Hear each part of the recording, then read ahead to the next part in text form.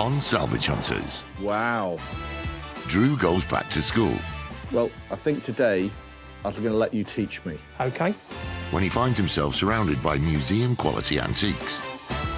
Look at this. He trawls an unusual collection of hunting artifacts. And you're the first in, Drew? You kidding? Nope, absolutely not. First person in. Getting caught by a bunch of oddities once used to fish for eels. Oh, that's the daddy. Look at that. Yeah, that's incredible. Is he elated? Oh. And called into a factory clear-out on a scale he's only dreamed of. That's one of the most impressive things we've ever seen.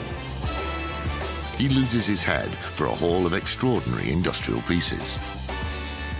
Right, where do we get started? Drew Pritchard is one of Britain's leading decorative salvage dealers. Oh, my word. What on earth have they been doing in here? Absolutely beautiful. What a thing. He's on a hunt for weird and wonderful objects. That's the daddy. Look at that. It's good, isn't it? Yeah, the face is amazing. In his search for treasure, Look at this. Oh, it's just so good. he bargains hard. It's a 500 quid gamble, or I'm walking away from it. And there's nothing he won't buy. 320. Sold. With help from Rebecca They're just wonderful items with social history. and a team of renovators, he transforms thousands of items from junk to gems.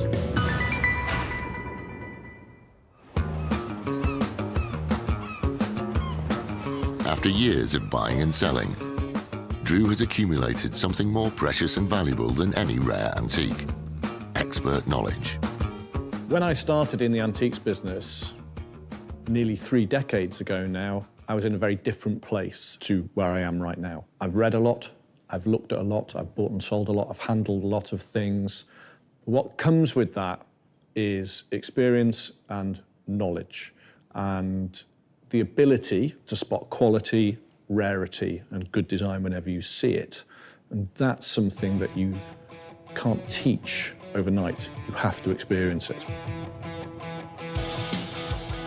Knowledge and experience are especially critical for factory clearances, where quick judgments are needed on items not normally classed as antiques. And today, it's a 120-mile trip into Yorkshire, to a location where the breadth of Drew's experience will be put to the test. We are off to somewhere rather spectacular today. We're in Sheffield and we're going to see the Forge Masters. Right. It's a massive factory of enormous scale, right in the centre. Been there for well over 100 years. I mean, Sheffield steel, it's famous, isn't it? Worldwide. Yes. Yeah. And we're going to the home of it today. So what are they going to sell us then? I'm guessing it's going to be industrial things, but I genuinely don't know. But I'm just excited to go there. This is like the ultimate, you know, blokes working in sheds. It's 200 like blokes working in a massive shed. I think it's the pinnacle of blokes working in sheds.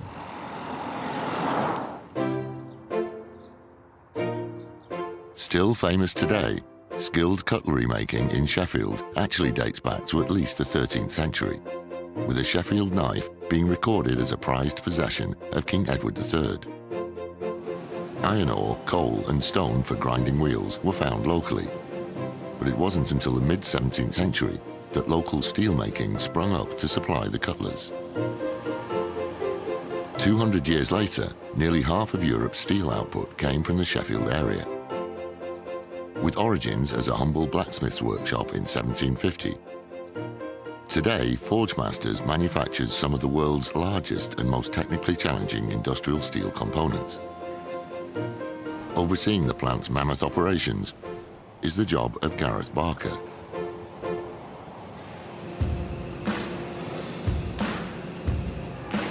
At Sheffield Forge Masters, we're a big casting and forging business, making ultra-large castings and forgings for various different markets, defence, power generation, steel processing, offshore. We're the biggest in the UK, but by somewhat. Our biggest finished casting is about 350 tonnes. Globally, that as a casting is one of the biggest castings in the world.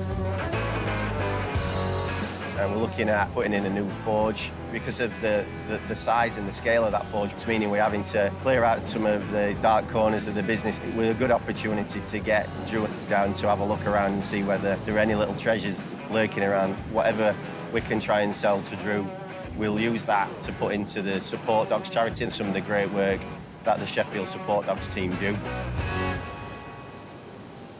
Hello. Right. Thank you for having us. No worries, nice to meet you. Let's get inside, we'll get you some safety gear on and we can have a walk around. Lovely Excellent. job. Thank you.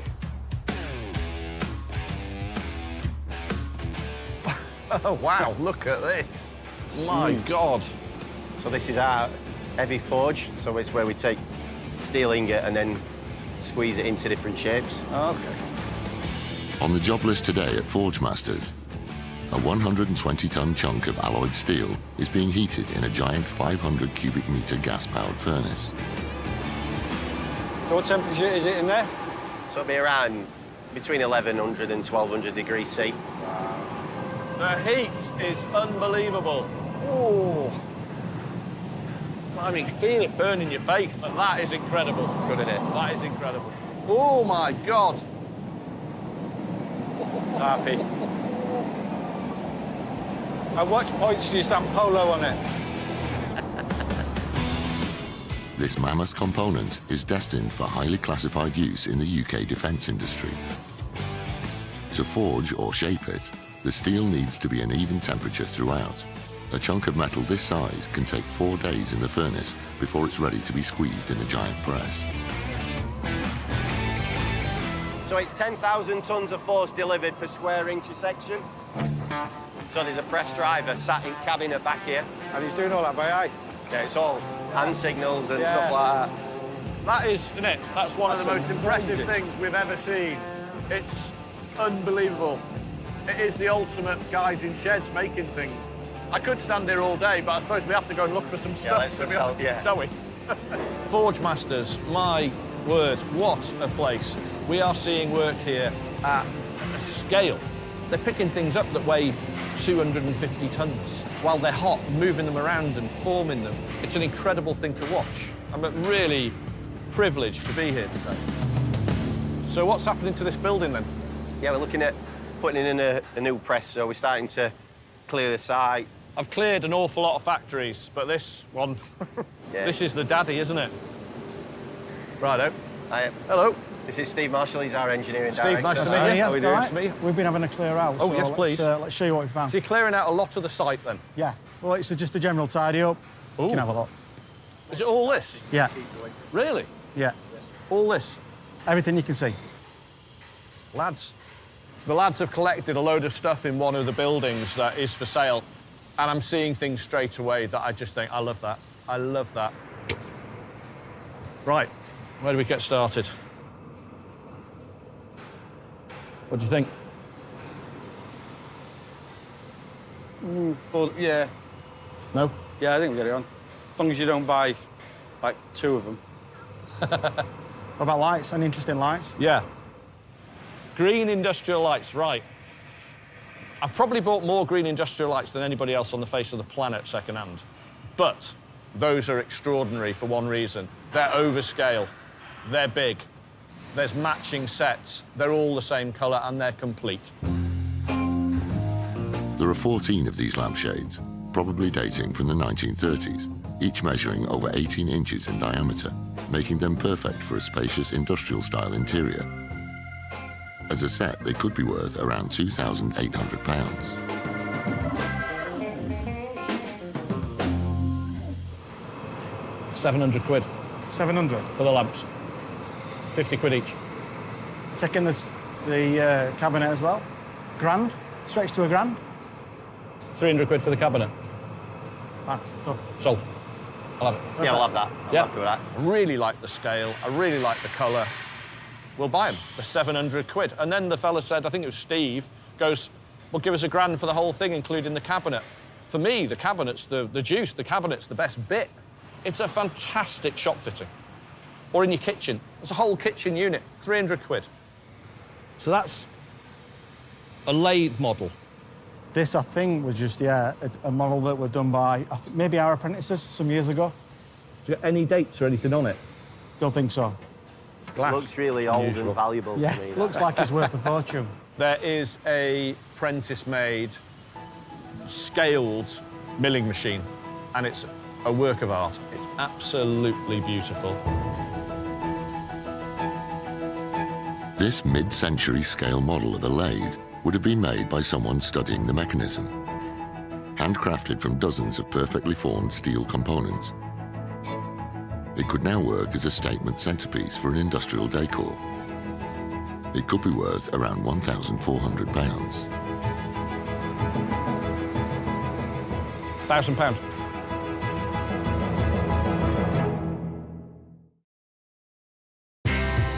A clear-out at the UK's biggest steel forge is forcing Drew to draw on expert knowledge gathered over decades.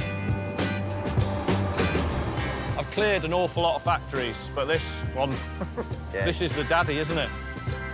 And he's discovered an apprentice-made scale model of a lathe, which he believes could be turned into decorative art. £1,000. Done. Thank you. £1,000, sir. I'll give you £1,000 for that. I reckon it's worth £1,200 to £1,400 easily, and it's an extraordinary thing. Well, it'll all go in the same pot for charity then, so that's all right. What's the charity?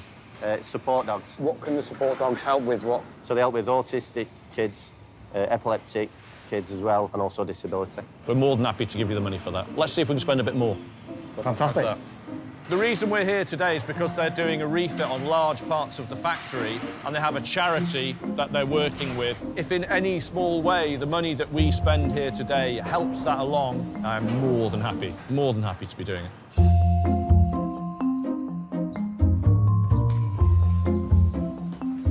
Thank you. Oh, my tea. Look at this. Look at this.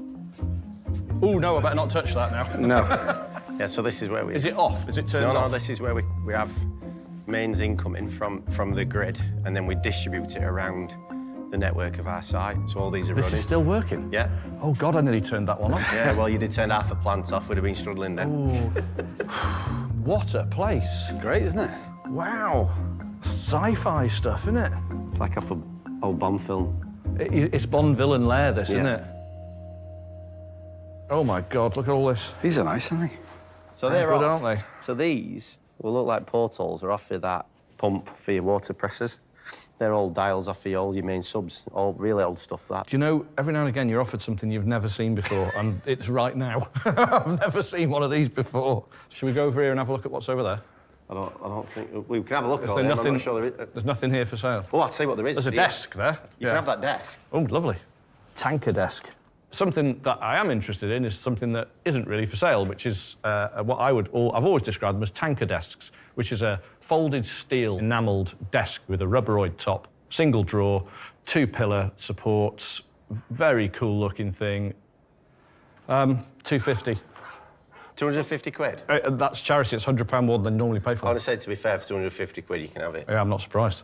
Pay £250 for it, which is the most I think I've ever paid for one like that, particularly such a grubby one. But today really is about, if we can, saving some pieces and giving as much as we can to the charity.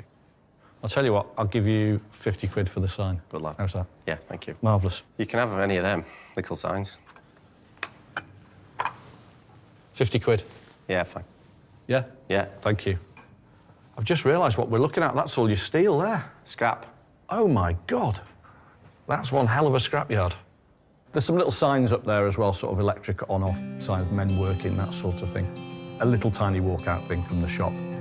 Is that everywhere now? Yes. T, we're going to need the van. Yeah. Start loading up. Let's get cracking. What a day. There's some days when, you know what's going to happen. You go into a steel foundry, OK, you sort of know what's there. I had no idea. The things we bought, I mean, what's more industrial than an apprentice piece lathe? And then such a wonderful cabinet as well. The cabinet really is probably my favourite thing of the day. To be fair, it's been a really good day. We've had an enjoyable time, but also we've made a few quid for our charity, and I think they'll be over the moon in terms of what we've got. Yeah, I think Drew and T were really impressed with what they saw. Interested in what he bought, the little lathe and what the value we saw in that. At the desk he saw with a load of drawings on. I would have walked past that and would walk past it every day and not even really see the value in that. For me, I found that quite interesting. Well, that was... that's something you're not going to see very often in a lifetime, is it? Not unless you work at Forge Masters. No, I mean, that was quite incredible. That was quite incredible. Well, at least you didn't turn off the electricity supply. That just turning that switch would probably cost like 2 million quid. Yeah. Glad we didn't turn the switch. Thank God. The next day, it's a relatively short 120-mile trip for Drew and T. Always on the hunt for ways to source more efficiently, Drew's identified an exciting new buying opportunity on a familiar patch. Today we are going down to, well, near Ludlow on the run. No, my run I do down to Leominster once a month at least. There's been one dealer by the side of the road in an industrial estate for years, and I'd call in there occasionally, but he was not often open, and you know. But what's happened now on that same industrial estate, there's now 4 or 5 dealers have got together. I wish more people would do this, because it makes my life a lot easier and they'll make more money. Plus, we don't need the sat-nav today. I think my car and the van can probably find themselves to Leominster without us even being in them. Strategically located where Wales meets Shropshire and Herefordshire, the 11th century Ludlow Castle played a significant role in many conflicts, including the Wars of the Roses and the English Civil War.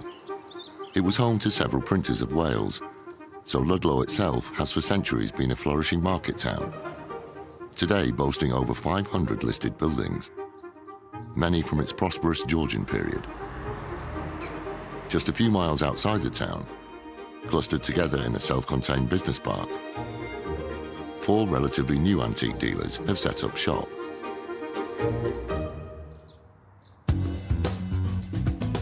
The benefits of having 4 of us here is massive because it allows us to make it a destination. So people get to know that we're here and they can come down for a couple of hours and have a look around a real variety of shops with selling different items. We're definitely not in competition with each other. I always say you can't sell what you haven't got. I think we all complement each other really well. We're really looking forward to Drew and T turning up. Although I've been doing this now 4 to 5 years, I am still new to this game, and having someone with Drew's experience and give me his opinion, I find very beneficial. Hello. Hello, I'm Stacey. Stacey, Drew. Nice to meet you, Drew. How you doing? Nice to meet you, T. Right, can we have a look around? Feel free. Drawing on years of expertise, not only of artifacts, but also local history, it takes just seconds for Drew to home in. This is nice. Yes, Wellington knot. I bought it off a local gentleman. Yeah, I was going to say, that's come out of Leominster or Ludlow, hasn't it? Off a house, a Georgian house. Wow. There's everything in here, from snooker cues to Tiffany lamps to models of boats to kettles. And, lo and behold, amongst all of this stuff is a fantastic door knocker. That garland stroke sort of cuff sort of motif also at the back, they've always rusted away or been nailed to the door or been lost. Never, ever seen one in such beautiful condition. The characteristic design of this cast iron door knocker first appeared in London in 1814, after the Duke of Wellington's victory over Spain. Wellington's hand grasps the baton of Field Marshal.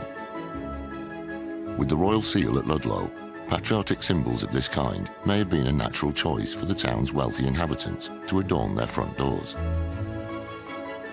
This unusually complete example could be worth around £300. What have you got in it, 150? What will you do for that? I can do 100. Really? Yeah. You sure? Yes. That's very good of you, I'll take it. Yep, brilliant. Glad you didn't knock him on his knocker. Do you know, worth coming here for that. Brilliant. That's a tough thing to find. He's asking 150, ask a best price. I'm going to pay the 150 anyway. Gives me 100 quid, fine. Fairly sure that's come from Ludlow because that was a very wealthy time for that town. And if you walk around the town, there's details like that all over it.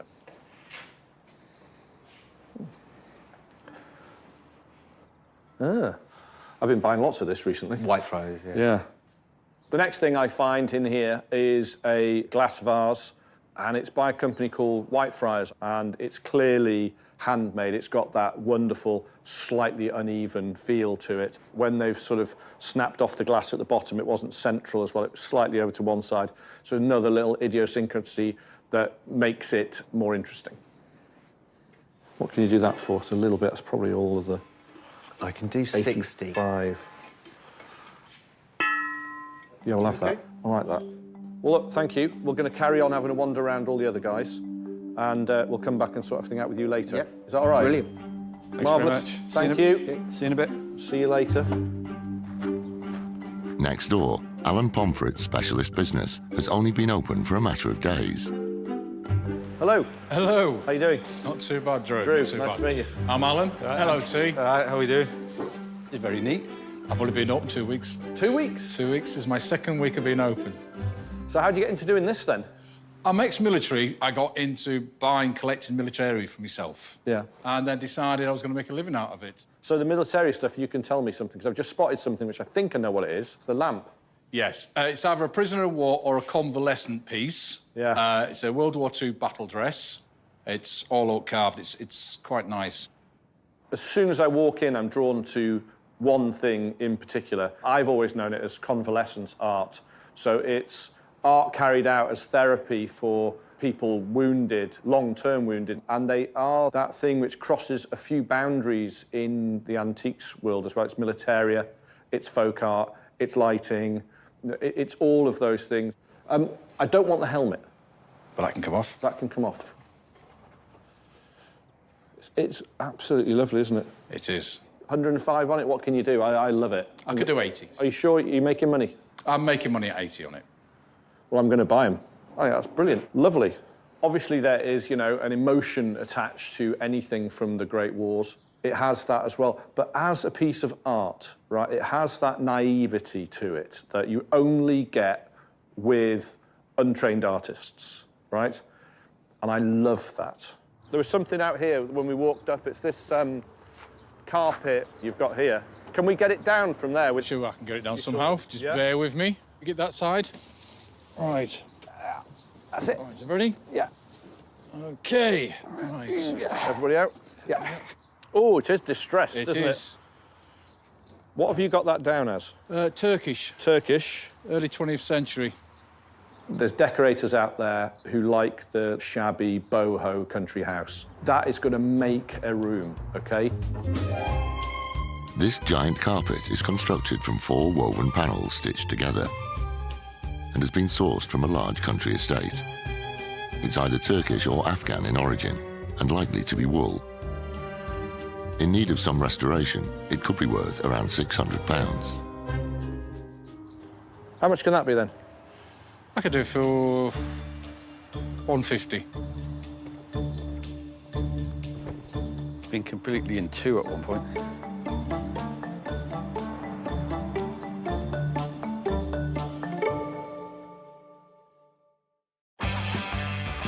Drew's casting his eye over the efforts of a collective of dealers who've recently set up shop in Shropshire. I've only been open 2 weeks. 2 weeks? This is my second week of being open. And he spotted a 100-year-old carpet, which experience tells him could be an easy item to sell on. How much can that be then? I could do it for 150. Sold. I think it's really, really beautiful. This is lovely. nice. Having already bagged some great pieces from Stacey and Alan, there are still 2 more dealers to visit, starting with Jack Holloway, who specialises in house clearances. I do love a good house clearance place. We got any more of these? There's a few knocking about. Dairy bowls. You can do that one at 50 quid. Sold. Well, how much is the big one outside? Large one there. I'll tell you what, I'll do 50 on that too. Sure. Positive, yeah. All right, we'll have both of those. Couple of dairy bowls on there, one particularly good one. We get the pair for 100 quid. We've met, some money's changed hands. You know, it's those connections. You want to be on people's radar. They want to be able to say, oh, yeah, I know him, he'll want that. Right, brilliant. Thank you very much. Thank you We'll very on to much. the next one. The final stop is a shop with a specialist mission. And it's the second time today that Drew will get early pickings. Very much hunting, shooting and fishing themed. Shooting and fishing. Right, OK. And you're the first in, Drew. I've only opened the doors this morning. You're kidding? Wow. Nope, absolutely the not. First person in. First person in. We're the first 2 people in. And very smart it is too. There are some things in here straight away that I'm thinking, oh yes, look at that. I can find a home for that. Here we go again. I've just sold 2 of these. I've just sold a matched pair. 3 is always better than 2. How much are you asking for that one? G. Kynoch & Co. was a 19th century British Midlands munitions manufacturer, which became highly successful after supplying guns for the Boer War. Lavish mirrors such as this one were provided to retailers to promote sales of Kynoch cartridges for hunting. Well preserved, this example could be worth around £1,500. How much are you asking for that one? Trade, I could do 1,100. How's a grand grab you? I'll meet you in the middle. 10.50? Yeah. Sold. Thank you. Thank you very much. Just over £1,000. There's £300 to £400 profit left in it. Let's say it's worth about 1,500 quid-ish. And you've got all these traps underneath here, and something I really love, which are eel forks. They look really nice, almost as architectural sort of display, because each region had different styles. So you'd basically just trawl for your eels, wouldn't you? You'd just stick that in. Yeah, absolutely. It'd be on the end of a long pole, and you'd spike them out of the mud, and they'd stick in through those tines there. Eels have been a staple British food for many centuries. So important to society that at the time of the Doomsday Book, people in England owed more than 500,000 eels in taxes each year to their landlords. Can we get them all out? Yes, of course we can. Are they all for sale? Everything's for sale, Drew. Righto. We're into folk art territory here because they were regional. There was lots of different styles, lots of different sizes, lots of different ages. So if you put those on your wall, it makes that room immediately feel like it's been there a very long time, and there's been, you know, collectors bringing them in, and that sort of thing's been in the family for years. And it embodies a brand new room with age. And basically, that's what we do. Okay, that's what we're doing in our job. I found a few more, Drew, you might be interested in. Okay. Those ones. Oh, that's the daddy. Look at that. Yeah, that's incredible. Okay. Absolutely. And some more. So how much is this one? Say 150. 150, and say if we're saying 50 quid each on each one of these. Yeah. So it's what? How many's there now? 18, 19, 20, 21, 22. 22. Okay. That's 1,100. 1,200 with this? Yeah, I'm happy with that. Yeah? Yeah, let's go for it. First day of trading? Happy? All got to be sold someday. Not happy, he's elated. First hour, first day of Lee being open, we walk in and spend over 2,000 quid with him. I should imagine he's quite happy. But also, I will always call back in again, because he's a guy who's buying good things, and good things are easy to sell.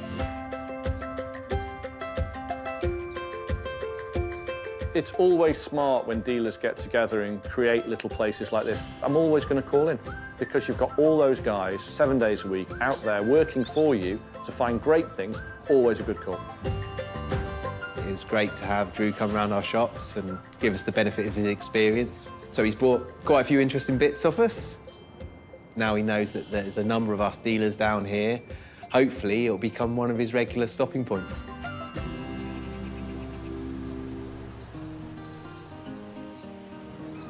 Back in Conwy, Rebecca's been finding out more about the enigmatic collection of eel forks Drew brought back from Ludlow. I think this must be one of the most unique collections Drew has ever brought back to Conwy. They're traditionally known as gigs or spears, and they've been used to catch eels as our sort of staple food for over thousands of years. This image from an Egyptian tomb dates to around 1430 BC, and it may well show an eel fisherman in action. And the Greek god Poseidon, who's usually depicted carrying his spiky trident, some experts actually believe that that is an eel gig. Drew's haul appears to be European. I'd say mostly Scandinavian and British, but some of them could be over 200 years old. I think Drew is definitely going to double his money. They're just curious, decorative, wonderful items with social history.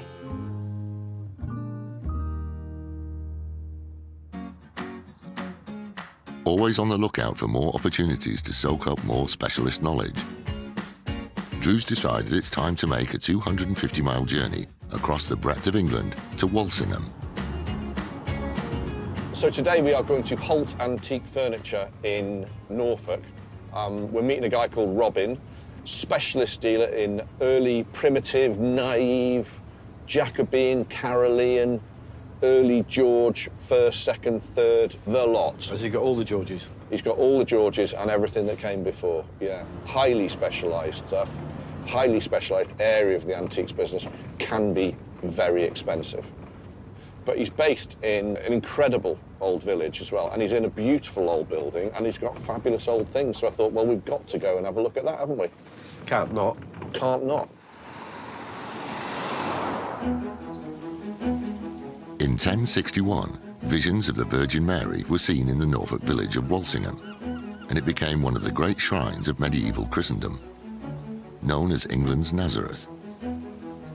This ended with the Reformation, but by the 18th century, Walsingham was flourishing again, this time as a market and centre for law administration. Today, in a building where corn was once ground by prisoners walking on 19th century treadmills, is an extraordinary collection of antiques, curated by self-taught dealer Robin Dunkley.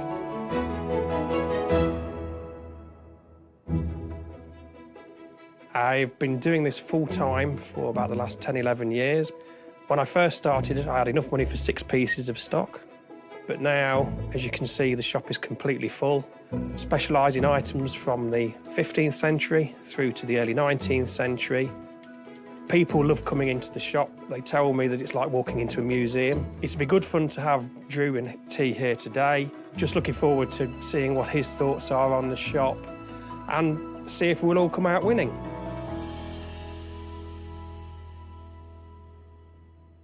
Hello. Hi, Drew. Drew. Pleased to meet you. Please feel free to have a browse and see what you think. Proper antique shop. Thank you. Wow. I'm glad you like it. Look at this. Thank you. My God. So everything that you see in here dates between the 15th century and early 19th century. I have a preference for early oak and country furniture, Yeah. fine art and decorative items. Well, I think today I'm going to let you teach me. OK. This is very specialised, so I'm not going to embarrass myself. I'm going to let you lead me. OK. Today we are at Holt Antiques at Walsingham Mill, and we're in this staggeringly good antique shop. We are in an antique shop of world class. I can't tell you how hard it is to put this collection like this together.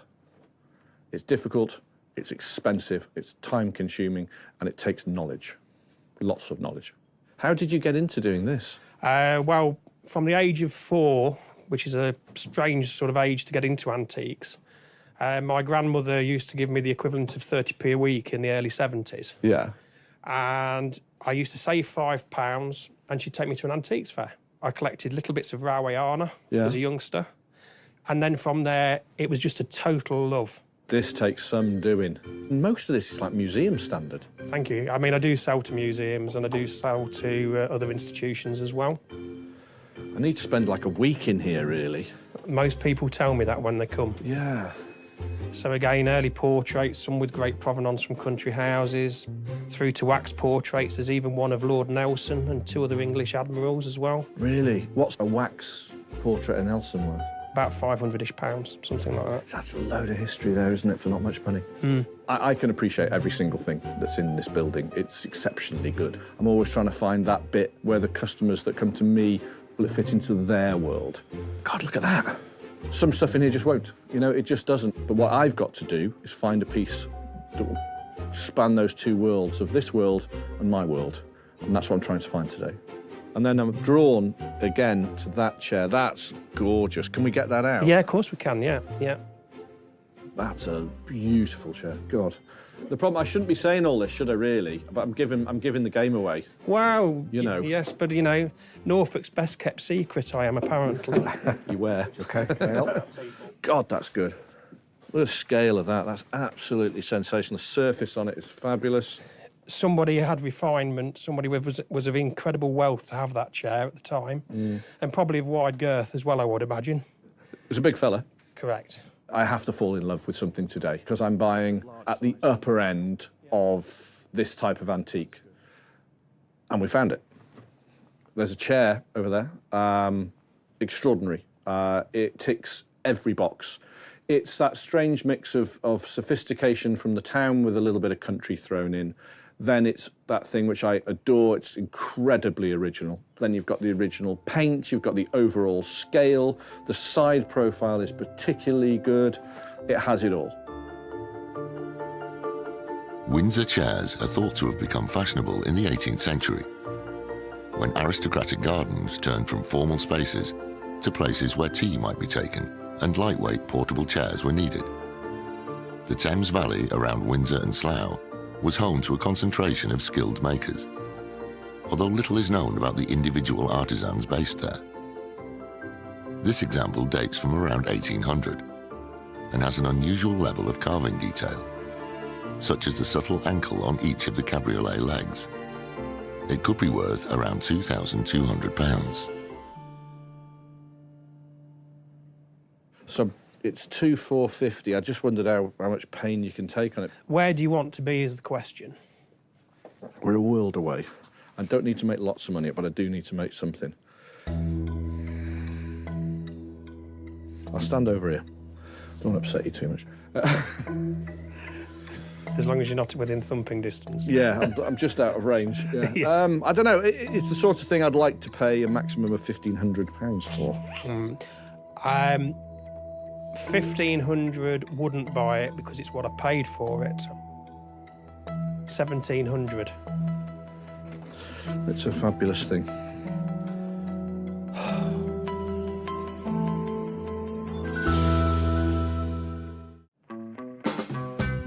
Exploring a highly specialised collection of rare early pieces in Norfolk, Wow. Most of this is like museum standard. Thank you. Drew's fallen for a unique example of a Windsor chair that's way out of his price range. So it's 2,450. It's the sort of thing I'd like to pay a maximum of £1,500 for. 1,500 wouldn't buy it because it's what I paid for it. 1,700. It's a fabulous thing. £1,700. Thank you very much. Excellent, thank you. Very much. You won't regret it. £1,700 for all of that history. It's at least 220 years old, minimum, and it's survived up till now. It was a beautiful, expensive thing when that was made, and it still is.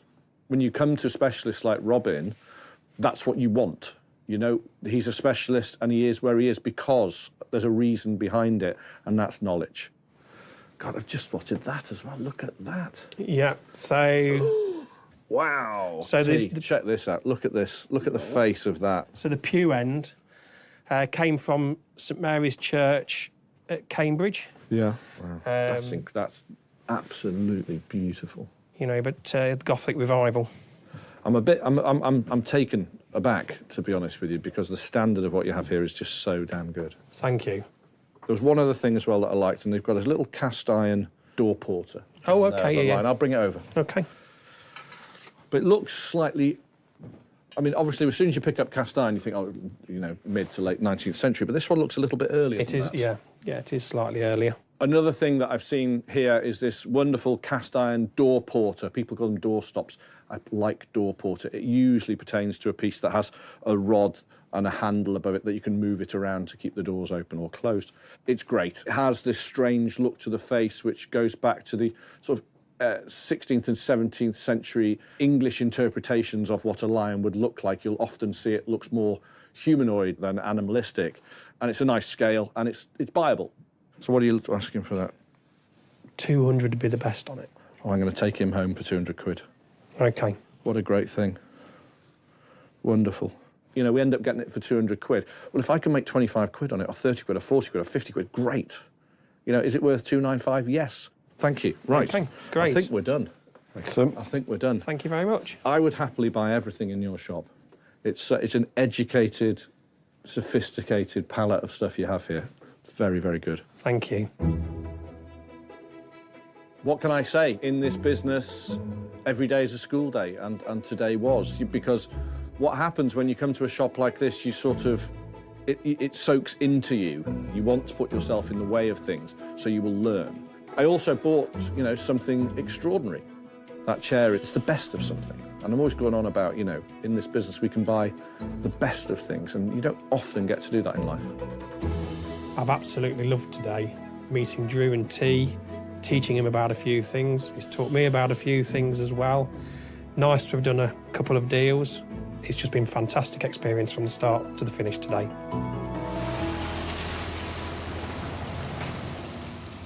Well, that was a lesson. It was. It's like being in a museum, wasn't it? Yes. Yeah. Very, very good. One of the most educated collections of antiques I've seen in a long time. It's always really good as well if I could meet somebody who's a specialist in their area that I can ring up, basically. Yeah. And I think we made friends. Yeah. Yeah. Good. An excellent call. Amazing. Fabulous dealer. In Colwyn Bay, the 100-year-old carpet that Drew bought from Alan near Ludlow has arrived in Craig's workshop for some TLC. Right, I can see exactly what the problem is. It's made up out of 4 separate panels, and these are hand-stitched together. And what's happened is the thread's broken, and it's left big gaping holes. So these gaping holes are going to need to be stitched back together again. There's also some really bad repairs. So what I'll do with these is unpick them and redo them properly.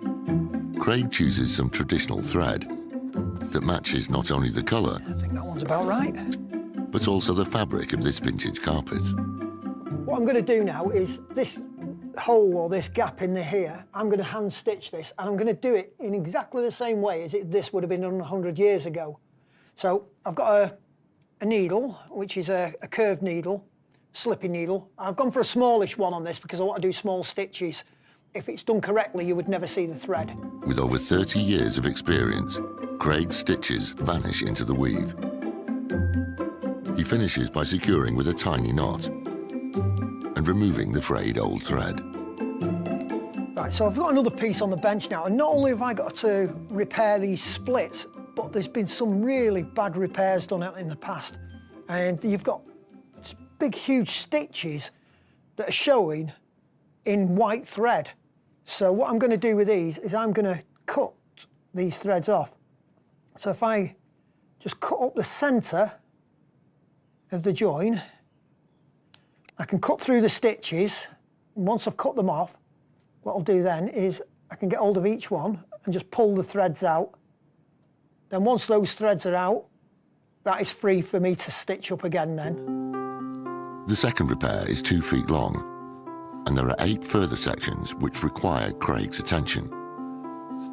But after several hours of patient, skilled work, the integrity of this beautiful carpet has been restored. Right, I'm really pleased with those repairs. There was actually more than what I anticipated, but it's come out really well. I think the best thing I can do with this now is get it rolled up, over to Drew, and get his approval on it.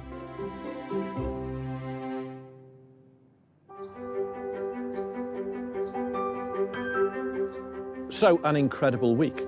Tench Treasures, what an amazing collective of dealers there. Great fun, bought really well, definitely another trade call. An education with Robin over in Norfolk, which was outstanding. One of my best days out ever, Forge Masters. What an incredible experience. An amazing week.